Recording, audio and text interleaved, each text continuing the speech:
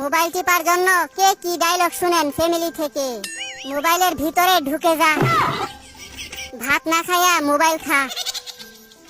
Mobile তোরে প্রতিবন্ধী বানাইছে, মোবাইলের উপর ঠাডা পড়তে পারে না। মরার পরেও মোবাইল দিয়া দিমু, চোখ লাগিয়ে দিয়ে টিপতেই আছে। পানি দিয়ে মোবাইল গিলে খা। নেশাখুরের মতো হইছে মোবাইল টিপতে টিপতে। হাত ব্যথা হইলে পা দিয়ে টিপ, মোবাইলে তোরে শেষ করছে। তুই কানা হয়ে যাইবি তো, এত টিপে মোবাইল নষ্ট হইতে পারে না।